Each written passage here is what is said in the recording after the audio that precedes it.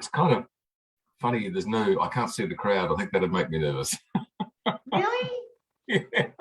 I actually could never imagine you as being getting nervous. But then I think that whenever you speak publicly or you're in front of an audience, there's always that little bit of butterflies, isn't there?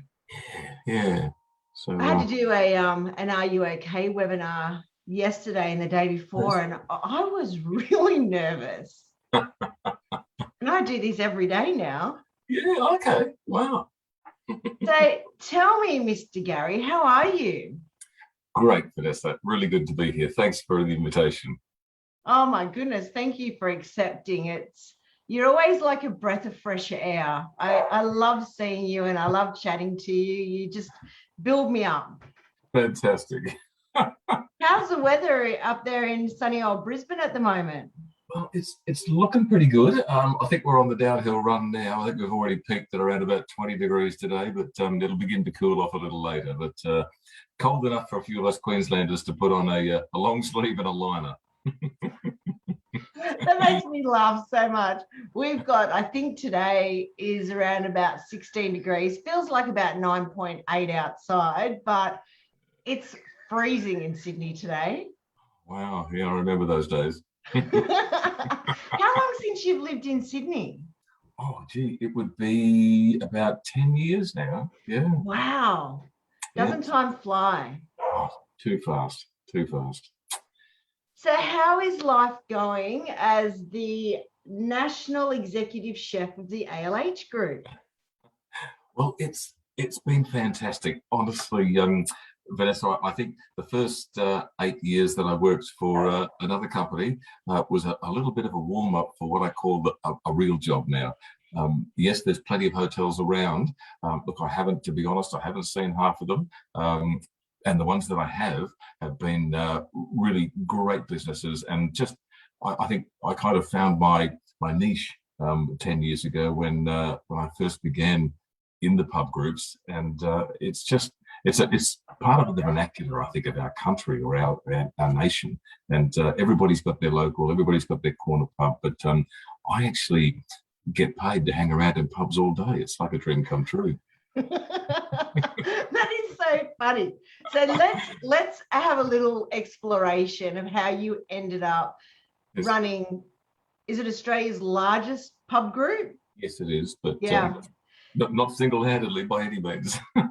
Oh no, but you definitely you're a master when it comes to the whole culinary side of a business. But let's go back and understand what it was that made you decide to take a career in the hospitality industry.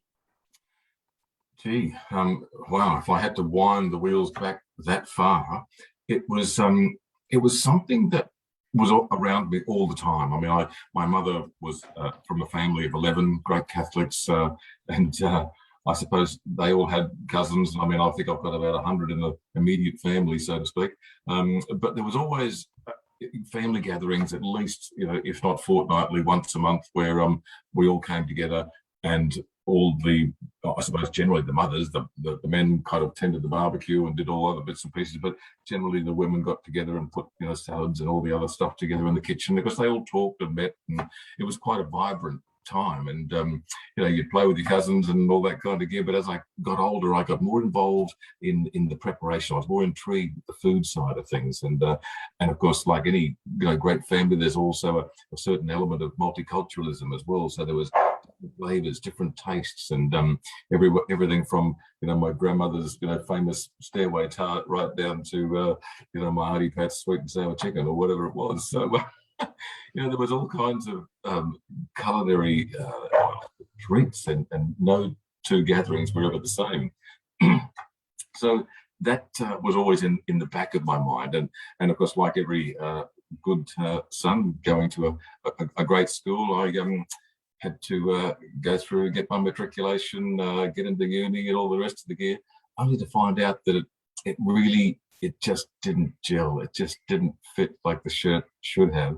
And so I thought long and hard about it, had the conversation with my dad, who was a little bit shocked at the time, especially when I mentioned that I think I wanted to be a chef. It's like, what? let's go and have a cup of tea and a bit of a talk.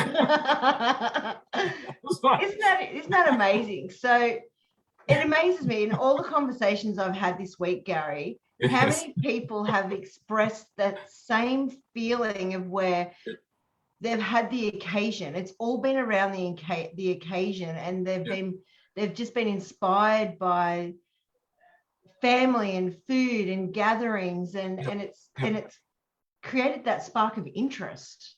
It just seemed to be the place to be, and I suppose that, I mean, all those years ago, and coming from such a large family, that a family that enjoyed great food. I mean, our idea of takeaway even back then was getting a few large pots and pans and heading up to the local Chinese shop on the corner. They didn't have takeaway containers back then, so we just say, how many people? Oh, there's 10 of us. Okay, so I'd shovel in enough rice and give us the other pot and shovel in some black bean beef and whatever. So that was our form of takeaway, but really that was like somebody's birthday or a wedding or something that we had going on.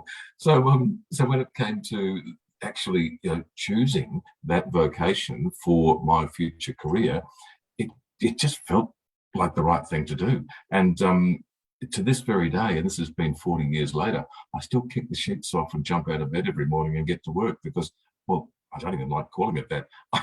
I get to the pubs or I get to the business and I have fun. So not too much though, because otherwise it makes it look too easy. But it's still a case of enjoying what you do. And I think that's probably the biggest thing that I'd ever say is if it doesn't feel good, don't do it.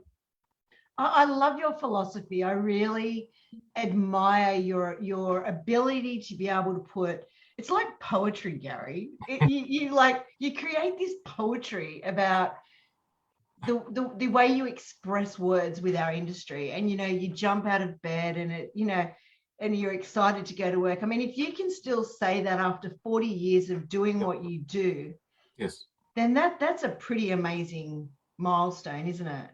Well, look, I don't take it for granted either, Vanessa. And I think one of the other things that I do enjoy, I like researching. I think I subscribe to about, I think it's about 15, 16 websites from the UK to America. I get inspiration, I get ideas. I read magazines. I read lots of short articles. Rarely do I go through a large book. Or at least sort of get halfway through it, a little bit bored, skip the end. I mean, I'm a Gemini through and through. I've got to be entertained and engaged at all times. I can't relax too often. Running on nervous energy seems to be my fuel.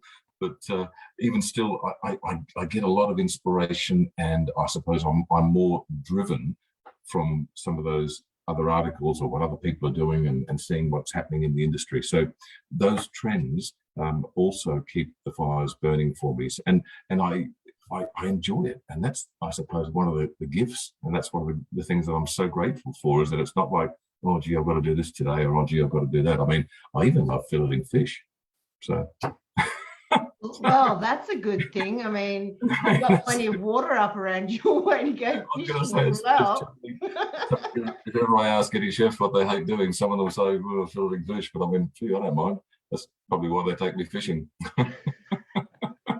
Not a lot of chefs really fillet a lot of fish anymore, and you just don't see it as much. But going down to the fish markets, you're obviously able to see it. Oh, so you said that you went to university. What did you study when you went to university? I'm actually really curious about this one. I loved my sports, Vanessa, and I was always into several different sports, and so I studied human movements. I loved it.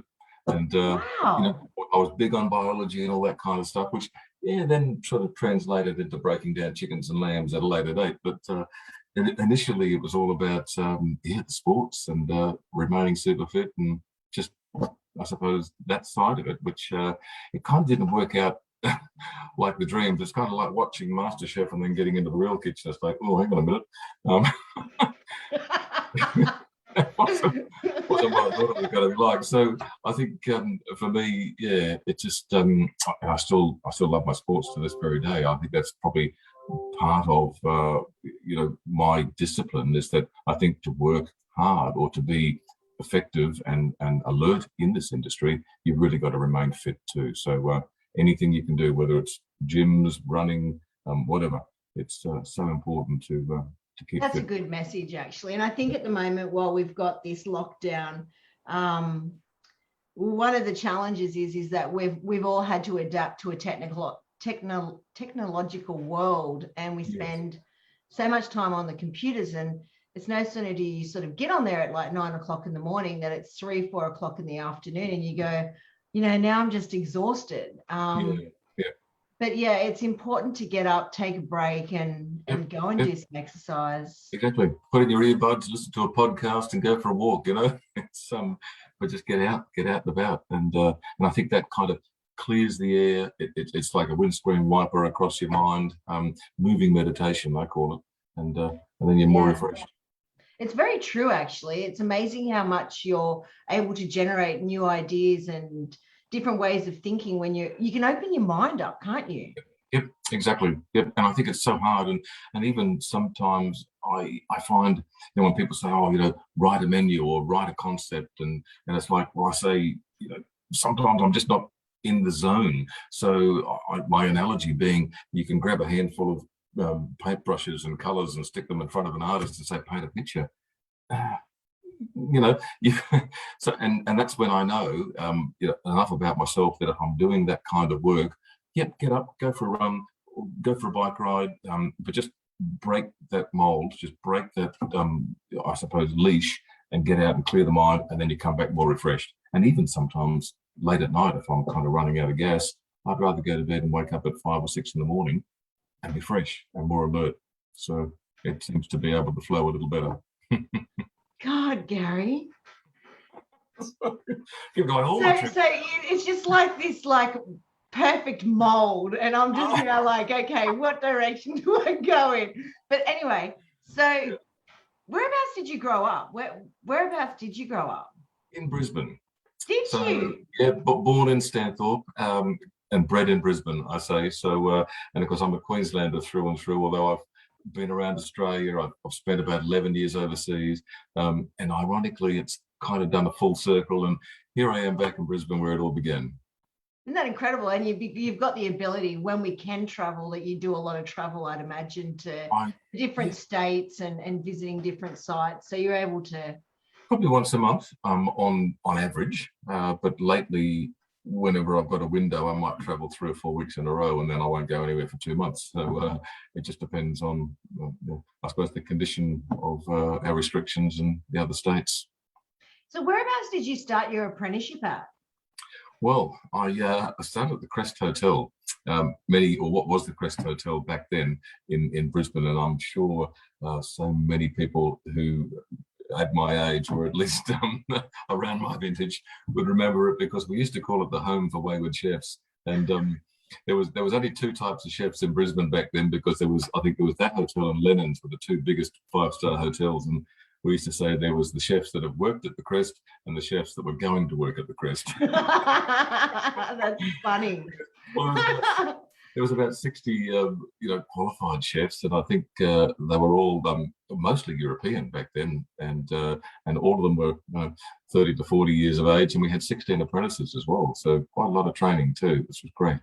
That's amazing. So when you go back to that traditional kitchen setup, and you've got the big brigade, yes, what was it that you really enjoyed about that? Because I have to say, a lot of chefs today don't get to experience the brigades unless they work in that 5-star hotel market.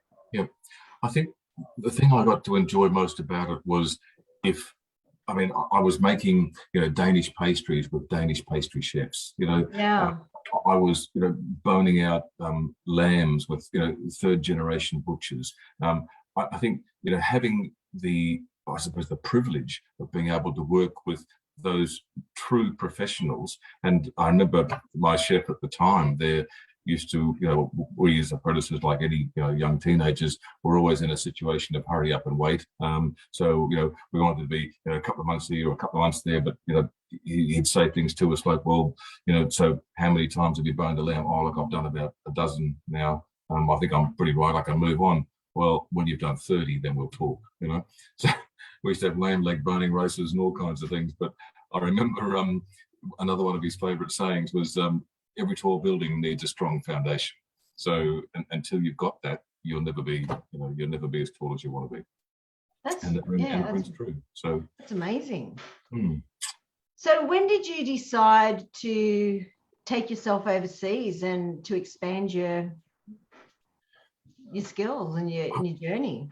I suppose throughout my apprenticeship and even after I, in this industry, it's fantastic. Once again, you work with so many different nationalities.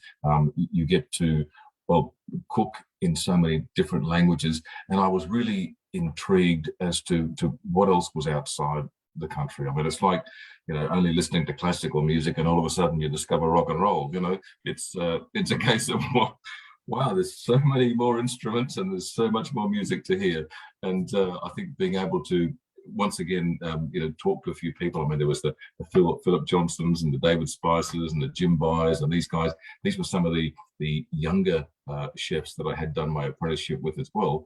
And their rite of passage was to go to London. And these guys were New Zealanders anyway, so they'd come from New Zealand, they'd work in Australia for a while, and then they'd head over to other parts of the world, and we all kept in contact. So my initial job overseas was obviously in London, like everybody else, and then from London I was springboard into France, Germany, Switzerland, and this was my first tour of duty, and I spent around about 3 years there, then came back to work at the Lennon's Hotel and had a pretty good time there. But my second tour of duty was once I'd cut my teeth on a few responsible positions and head chef and exec chef roles here, was to head back overseas again.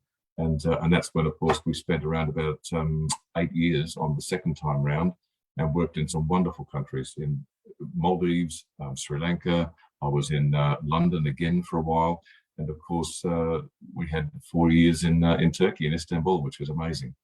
That's incredible. Did you have children when you did that? Not when we started out, but we came home with one. Oh, really? Yes.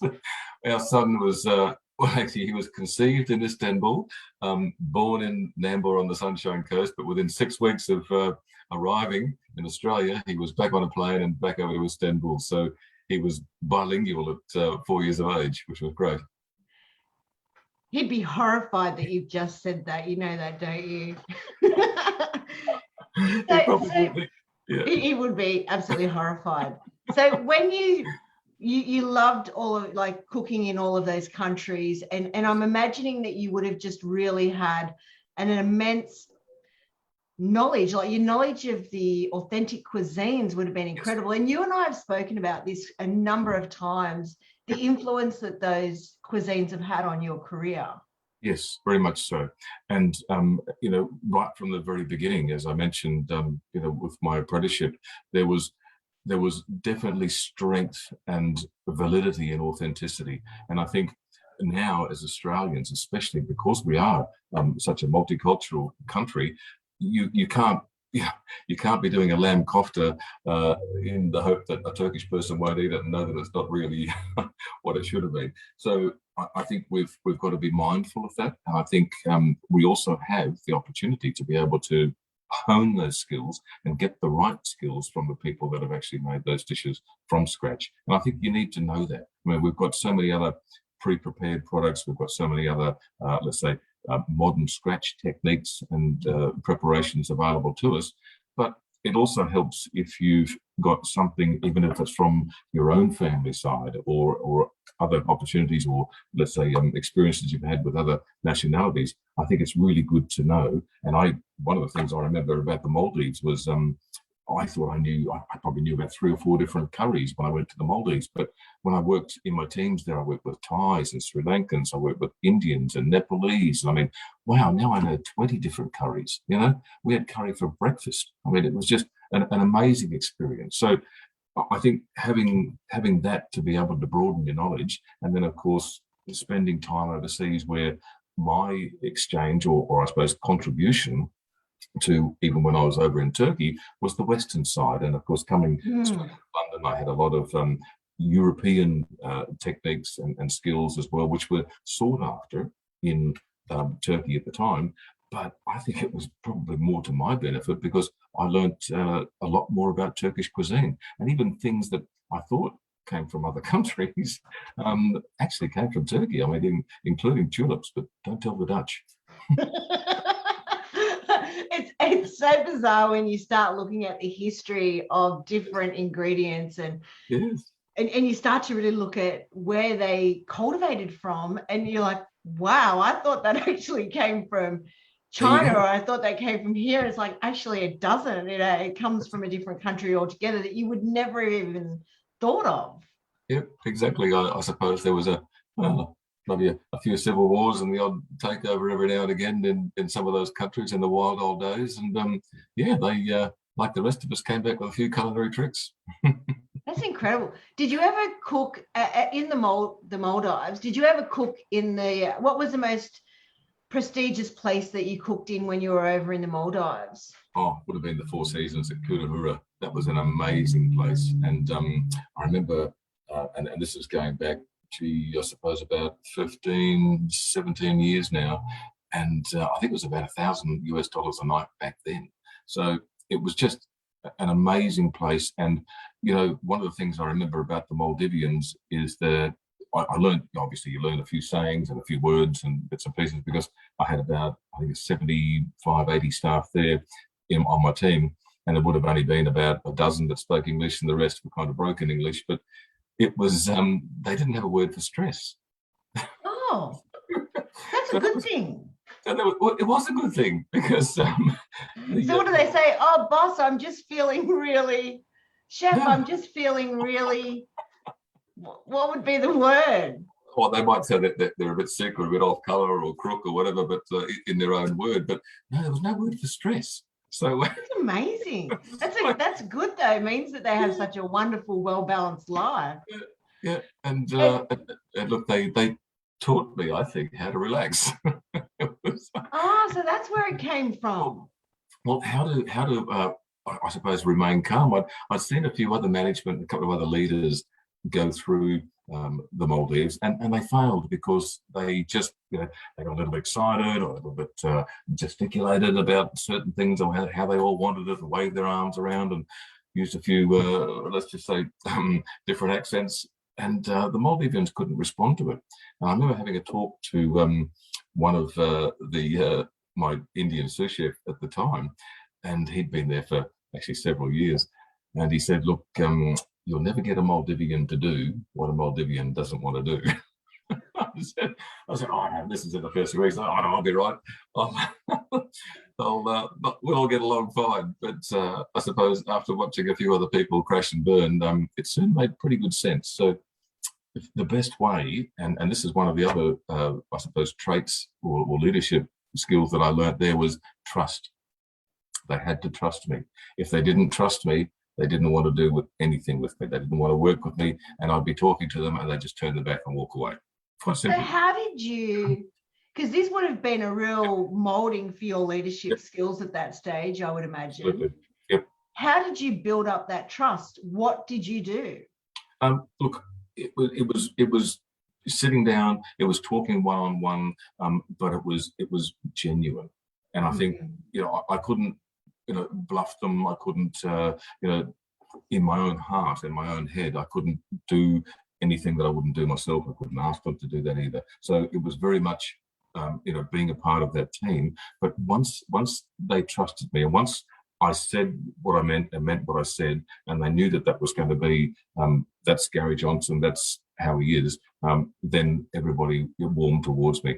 And it always puts a lump on my throat, Vanessa, but I remember the day we left, and I'd been there for about 2 years, and the team lined the jetty, and it was 1.5 kilometers, but the team lined the jetty, and they sang to us on the way out, and it was such a moving moment. It was really, you know, special. So they said they'd never seen that before, but it was just, you know, I think I owed them, you know, so much more, because they left me with some other skills that I thought I'd better. God, you put a lump in my throat now, Gary. As I said, you're like a poet with your words.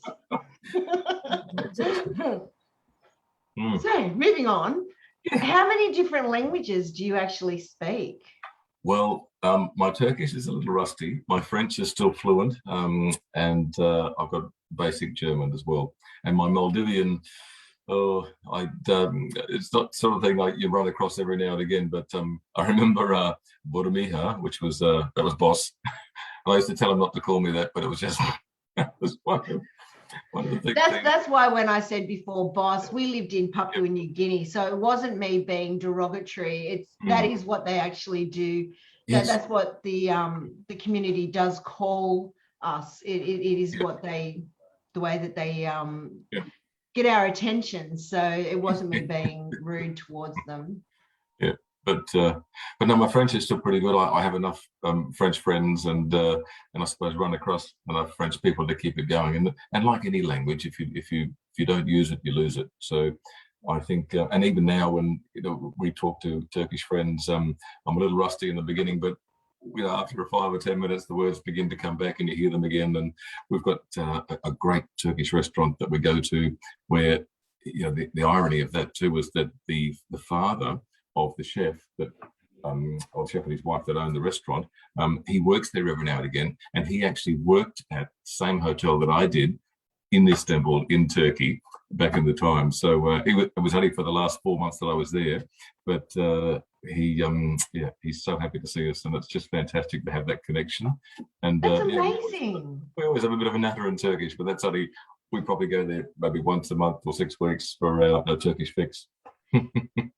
When you and I were speaking last, and we were talking about the multiculturalism that we have here in Australia now, and your Istanbul story is a really good portrayal of that. But we have such a potpourri of multiculturalism here in Australia now, and we're so fortunate. Yes, yep, it's fantastic. I mean, I wouldn't. I'm probably too old for politics now, but if I was on the bench for immigration, I think the second question I'd be asking is, can you cook? Yep, come on in. Well, that's interesting. I have a webinar with the minister, I think it is in about 2 weeks. So I'll put that question forward. Why are we not? Gary Johnson wants to know. It really is. And I think, anybody who's had the opportunity or the privilege of being able to travel, well, I don't say travel through these countries, because you can holiday and you can skip through within a week or two, but you've really got to live in other countries to be able to say, well, now I understand. And everybody, it doesn't matter what language they speak, everybody loves food, sociality, music, and just having a great time together. And that's probably, one of the things that I think will always unite us. It doesn't matter what happens. I mean, COVID come and go, it doesn't matter. But I mean, we will always have that sociality. And as soon as we can, and we find that even now, even in our businesses, that as soon as the doors are open again, everybody comes out and we all get back to doing what we do best. So, and that's enjoying great food and great company. It's actually interesting that you should say that, because I get the feeling that, yes, whilst it's important to enjoy good food, I feel that the good company has superseded the good food. I think we really do miss that socialization that you were talking about. It's always around food, but I think it's definitely, the emphasis is more on the company.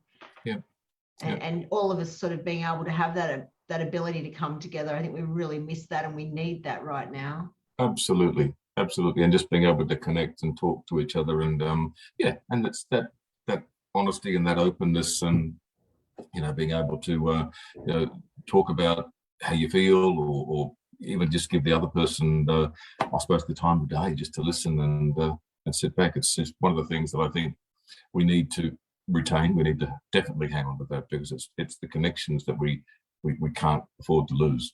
Absolutely. Here. Amen to that. So you are quite, well, you come across to me, you've always come across to me as being a very calm person. How have you managed the different temperaments that can arise at times in a kitchen? I think it's probably an evolution, and when I say that, look, there's lots of sayings, about putting wise heads on young shoulders, all that kind of thing. But if I think about the times when I was a little younger, and possibly even in my early 20s, I might have been a bit out of my depth in some of the jobs that I took on, and in saying that, I probably hid behind a bit of a temper from time to time, or some of the Europeans that I had done my apprenticeship with used to have a wobbly every now and again, and on a Saturday night it could have been survival of the fittest. But you take a little bit of that on board, and I remember going through some of the other hotels and businesses, and I mean, one thing that comes back to me, and if I could just use that reference in the Maldives again, I went from the Maldives to London with Four Seasons, the hotel group, and I remember after coming from a couple of years in the Maldives, where in some occasions I'd have to, I mean, when guys shake hands and whatever, I know this sounds strange in Australia, but I'd be holding the hand of my chef de partie for sometimes 10 minutes while I'm talking to him, but from the heart. And it would be honest, it might be something personal, it might be a development that I was talking to him about, or it might even be just a bit of performance that we needed to improve. But it came from my heart, and I held his hand, and that's the way we connected. That's the way we talked. So I went from that to London, and within the first few weeks, I was the executive sous chef at the hotel there. The executive chef, a pretty, let's just say, energetic French guy, pulled me aside and said, listen, I want to give you some advice. He said, you're going to have to start yelling at people. I said, what do you mean? He said, well, they won't respect you if you just talk to them calmly and gently. He said, you've got to start yelling at them. So, oh, well, okay, I'll try and remember how I used to do that. So, that's the way it went. I can just imagine you going home and trying to practice yelling in the mirror. But it was also funny because we had, I used to work in the banquet kitchen. Well, I was the exec sous chef, so I'd work in the banquet kitchen some days, and it was right beside the a la carte kitchen. And I remember the banquet kitchen was all French, and that's all they spoke was French, and they didn't really like speaking English, and if they did, it was not so good. And then the English guys, they didn't really want to speak French, and because they all spoke English, and I suppose English and let's say general European. So whenever there was a fight between the two kitchens, or they'd steal each other's mise en place or whatever, I used to have to intervene. And of course, you'd have the guy in the a la carte kitchen saying that you tell those blah blah beep beep sensitive French guys, next time they want any of my demi-glace, they have to come and see me. They don't just take it, whatever. And then the French guy would say, well, what did he say? And I said, well, look, he was just saying he doesn't mind giving you some of his mise en place, but next time if he could just be more courteous about possibly letting him know the day before, he'll make it a little extra for you at the same time. How's that? And you were like Switzerland. And it was so funny. I used to have such a laugh because they kind of look at each other a bit confused. And I said, okay, cool. Shake hands. Yeah, right. Shake hands. And I said, they'd wander back thinking, what the hell happened? We kind of got through that unscathed. But it kept them working well together. But I used to have a lot of fun with that too. And I think if you could do that, and look, I don't think anybody jumps up and down nowadays. And I mean, look, you might watch a bit of TV with Gordon Ramsay and a few of the other guys, but in reality, that's not how it works. I think people now don't respond to that sort of behaviour, and I think even when you go back to high schools and primary schools or whatever, we talk about staged learning. So not everybody can learn in the same paradigm or the same frame or in the same time, for that matter. So you've got to adjust that for your kitchen and your people, and this is where the diversity comes in. I think if you don't embrace it, you will miss out on so many opportunities. I think also having people that have the same leadership styles that you have also help immensely, Gary. To be honest, you do practice what you preach, and I think that the story that you've just given us, I actually can just picture it. I can just picture you standing in the middle of these two quite, what would be the word, character type of personalities, and you just keeping it calm. Yeah. Well, I think you've also, I think that's probably one of the traits that I've embraced over the years, as well as being mentally flexible. I think there's huge value in that, and of course diversity of thought. I mean, there's no such thing really as business as usual, not in our game. Yeah. Do you think that open kitchens have probably helped a little bit with that as well? I mean, you can't get away anymore with being obnoxious. No, you can't. But I'm having a bit of a laugh because there was a particular hotel that I'd probably say at least once a month we'd get a guest complaint saying one of your chefs dropped the F-bomb. So it's like, guys, the exhaust hoods here, don't hide it. You've really got to be careful.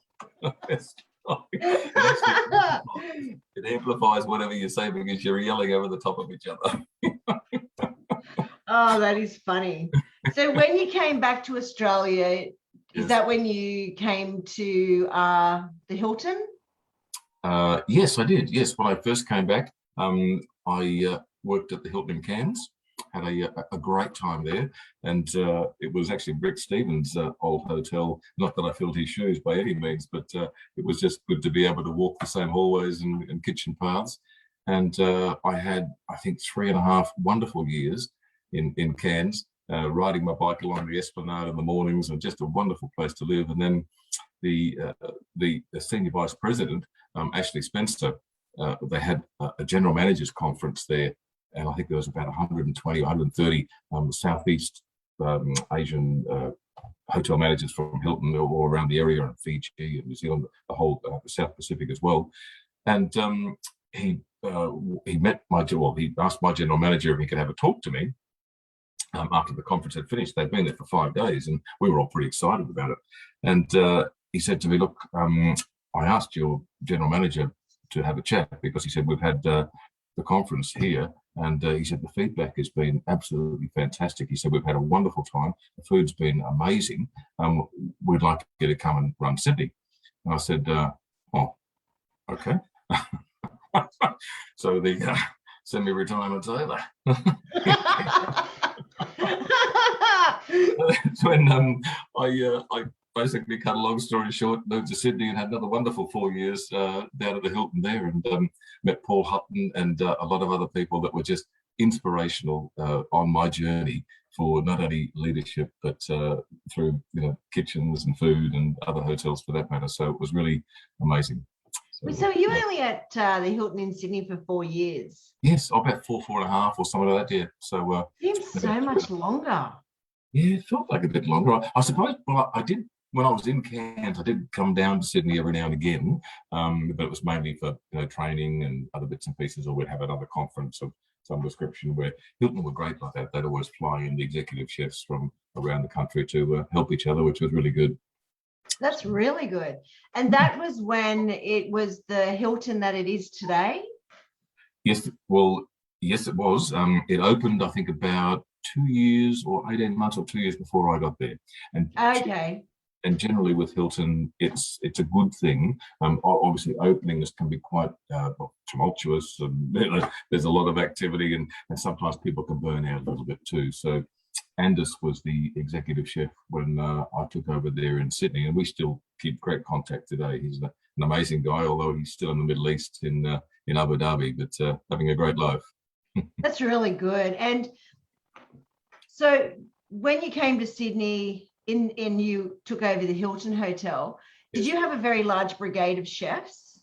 I think it was 77 in the Hilton in Sydney. And of course, we used to turn over, well, I think it was about, I'm thinking that was $36 million a year in food and beverage. It's probably double that now, but $100 million for the entire hotel. It was the most profitable Hilton hotel in the Southern Hemisphere. And one of the only ones owned by Hilton before Blackstone bought them out, I think about a year or two before I left. So it was an amazing hotel. It was just, in the heart of the city, almost, dare I say, a license to print money. It was fantastic. I think we ran something ridiculous, like a 96.8% year-round occupancy. It was amazing. That's amazing. Yep, really successful hotel. That's incredible. Mm. Where did you get your business brain from? Well, I suppose I've done a few courses, but read a couple of books. But I've always been really into my maths, my mathematics, all that kind of stuff. I love spreadsheets. Go back to the biology and that kind of stuff. But how does it work? Try and make sense of nonsense. But I've also loved. I love patterns, and it's probably a little bit of my OCD. And I remember even at one time there in Istanbul, we were doing a wedding for 400 people, and we had 400 individual portions of 50 grams of caviar going out to all the wedding guests. It was just amazing. It was such an opulent wedding. The cake was delivered by a helicopter and all sorts of stuff. And I think the band for that night was the Gypsy Kings. So but that's another story. But I was able to look down the table of 400 pots of these caviar, say to the guys running down the sides. Okay, one more, two more, three more. Okay, on that table, third one in, they're missing chives. Fix that garnish. Somebody else do the other side. Okay, the one fourth table in, second row in, missing the lemon, missing something else here. You're able to spot these little things, and I think that probably also gave me the gift of looking through spreadsheets and being able to see numbers and read patterns. And I think there's so many different variables when it comes to translating not only guest feedback but your operational metrics into decisions that make your business grow and continue to grow. That's amazing. So when it comes to food costs, and if we had a chef that was wanting to learn how to become more in tune with managing food costs, what would you be able to pass on as advice? Oh, look, I think the best thing, when you're looking at your food cost, is to not only do your spreadsheets or your costing sheets, but look, let's just say, if you're buying in, or make sure you're getting what you pay for as well. And there'll be certain wastages for certain items, and there'll be a yield on certain meats and all that kind of stuff.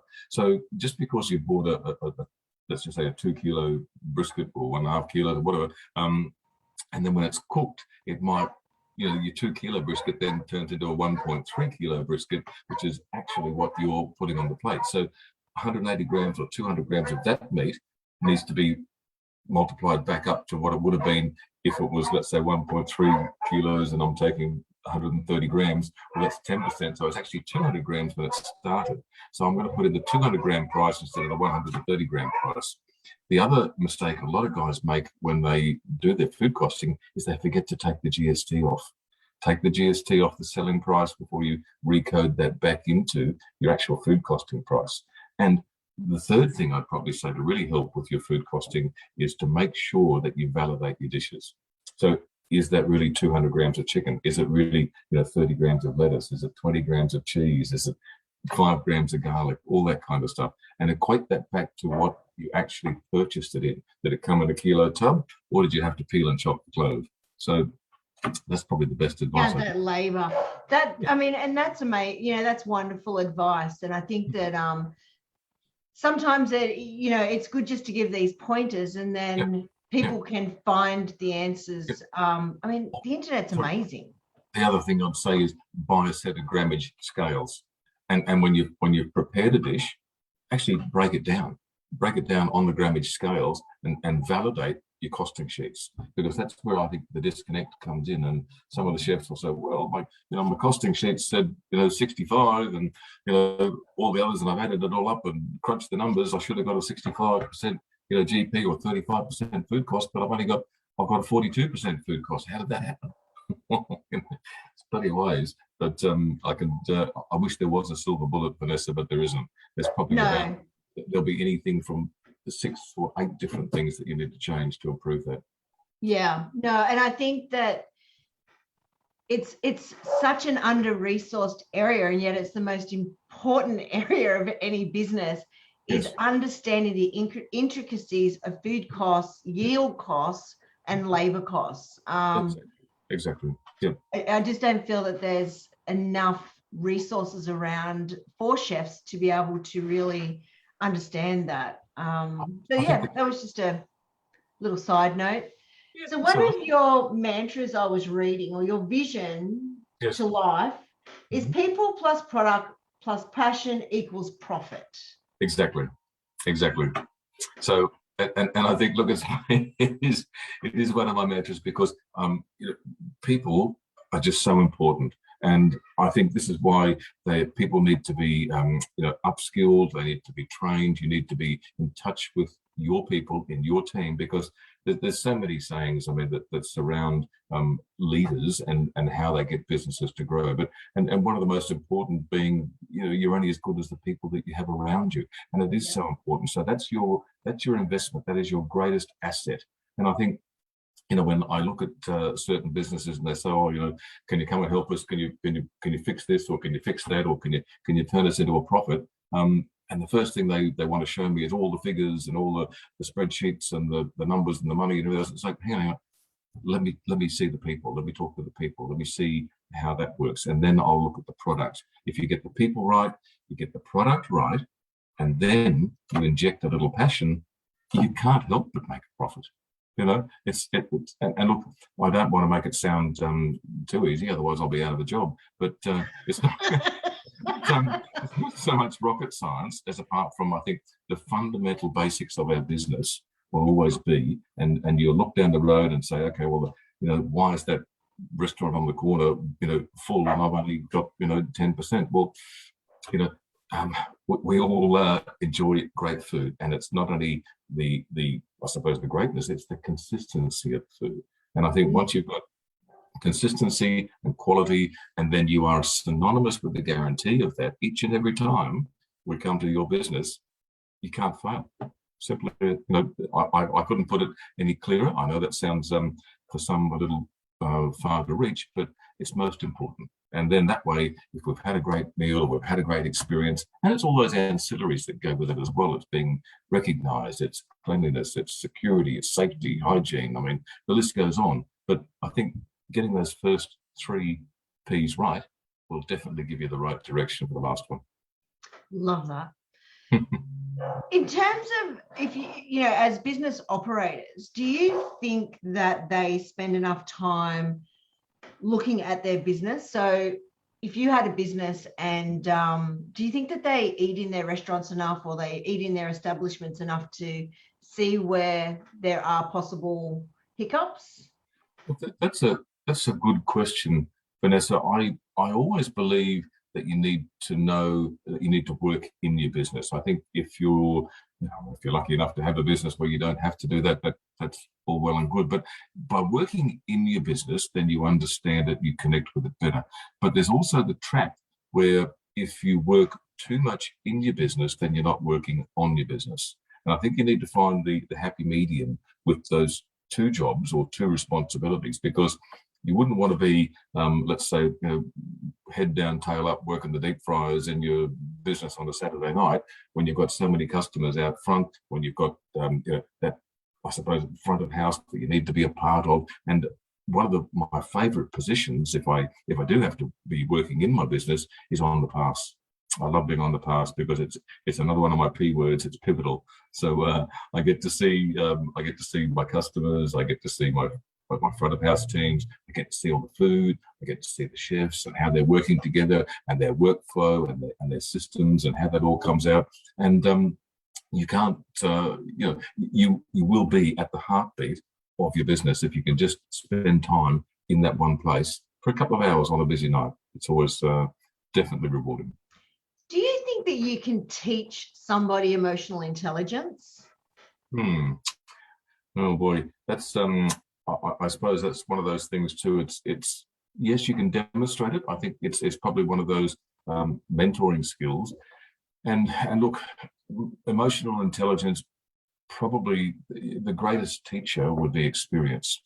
And I think once you've allowed people to make a few mistakes, obviously not diabolical or devastating ones, but you kind of, you know, learn. And I think sometimes for myself, if I were to try new ideas, or to let's say you know, even be a little bit fed up with myself, one of my other favorite sayings is I want to fail fast.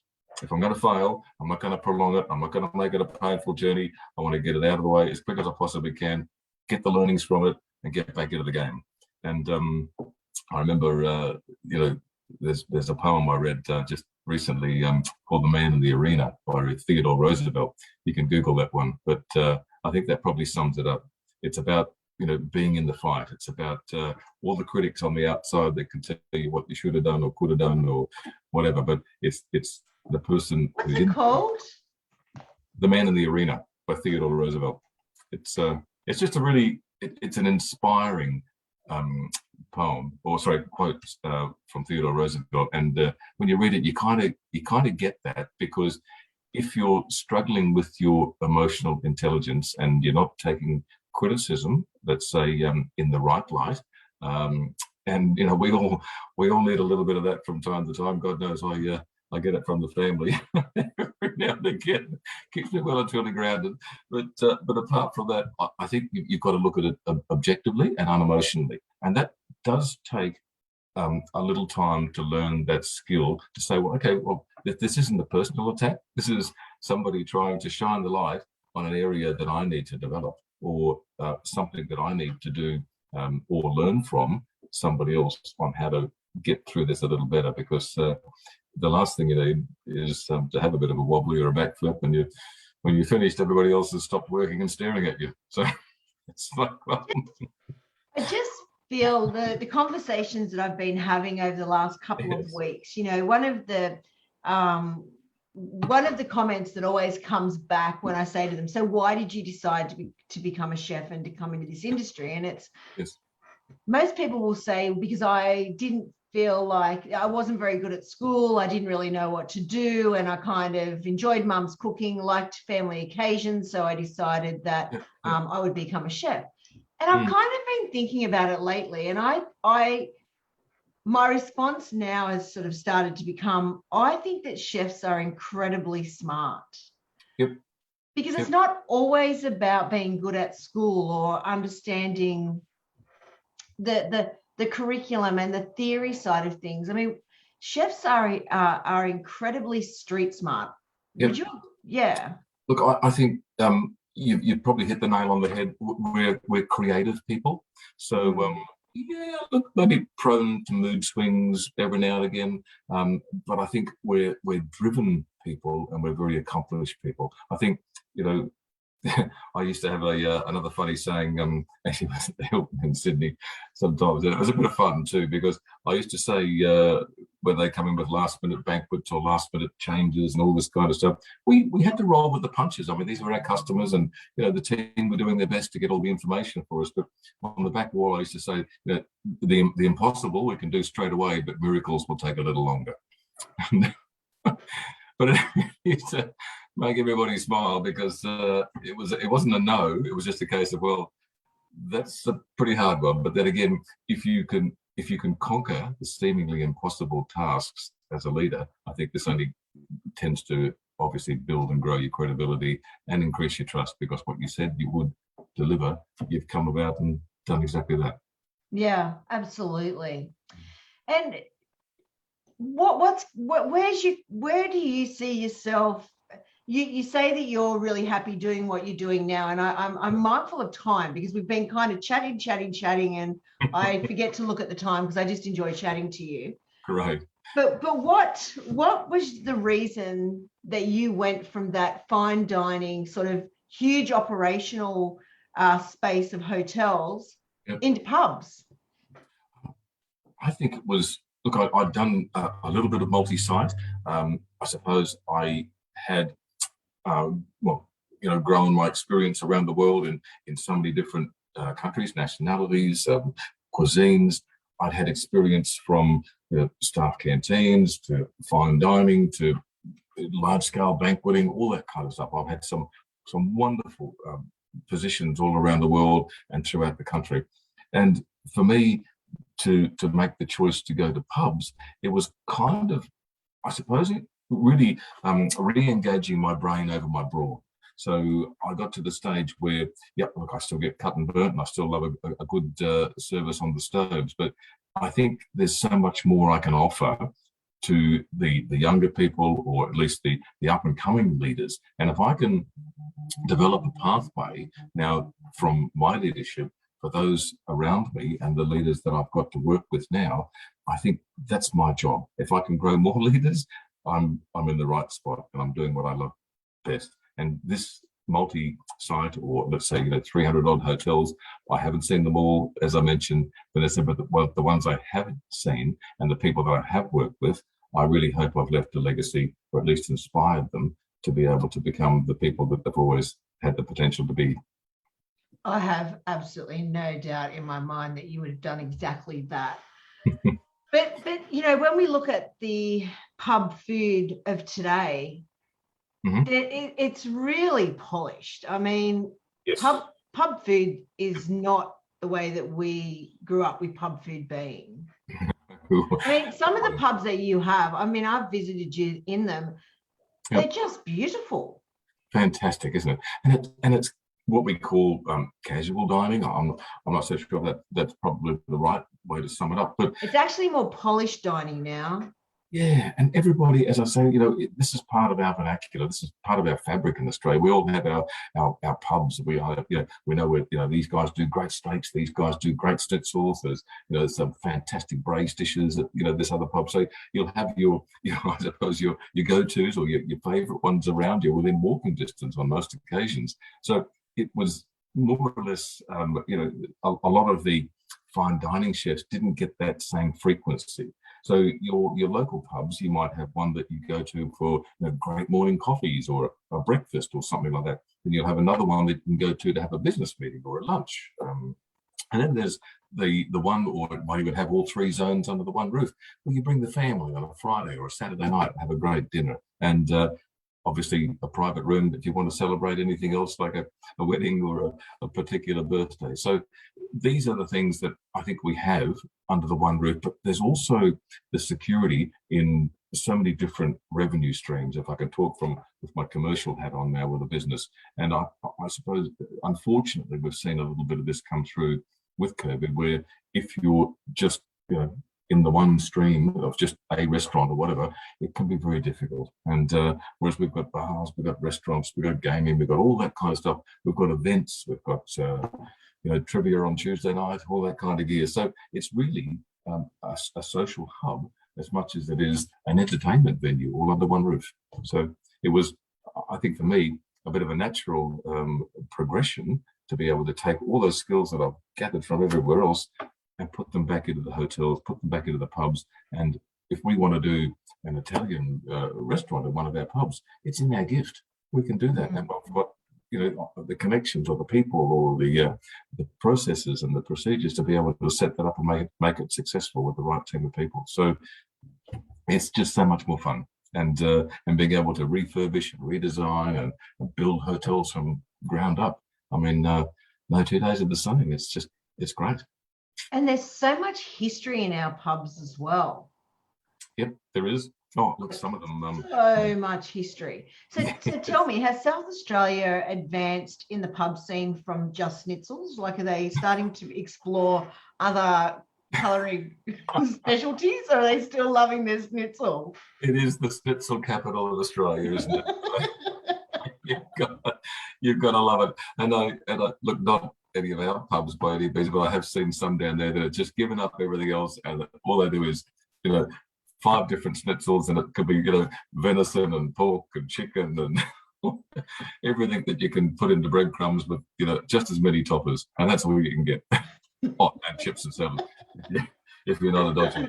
But it's just, no, I think South Australia, look, they've got some wonderful food down there. And isn't it incredible? It is just incredible. Oh, the fresh squid that comes off the bottom coast. I mean, right up through to the McLaren Vale, Shiraz. I mean, the wine, the food, the cheese. I mean, there is so much more to poor old South Australia. I wouldn't tar them with all the same brush. No. It just makes me laugh. I can remember when I was working back in Top Cut, and we actually had to create a purpose-built schnitzel room because it was just had to do it. Having said that, though, it is Parmigianas are our number one seller. So there's a few people on here that have given you a bit of a hello, and you got Adam Moore, Julie Ballard, Kurt Von Buren, Brad Carson from over in Singapore says hi. Wow. Andrew Ballard, Lachlan Botel. You didn't tell me you were going to have all these celebrities on. I know. It makes me feel like this is what I have to do. See, I have to get you there so that I see all of these beautiful people. Oh, I'm humble in their presence. It's not Lachlan Botel, of course. It's G'day Gary. I mean, hello. What about Vanessa? And then it's like afterthought. Oh, sorry. G'day Vanessa as well. Fantastic. Great to hear from them all. They're all part of my external team, so to speak. So it's great. Yeah, no, it's amazing. Just to see some people that I haven't spoken to for ages just pop up on these chats. It's been really nice, actually, and It's lovely to see you. And before we go, all the very best. And I can't wait until we're all able to come together again and, Yes. you know, share some special times, and Yep. who knows when that might be. I'm sure it will end up being exactly that. And all the very best to everybody else. And thanks for listening to a few laughs and a little bit of our rhetoric. And hopefully we'll get to do it again sometime. I would love it. I don't even feel like we've really even scratched the surface. And I said to you yesterday, an hour sounds like a long time, but no sooner do you start chatting, and it's already an hour. Well, I was going to say, just add wine next time and you'll never get us off. Okay, I can do that.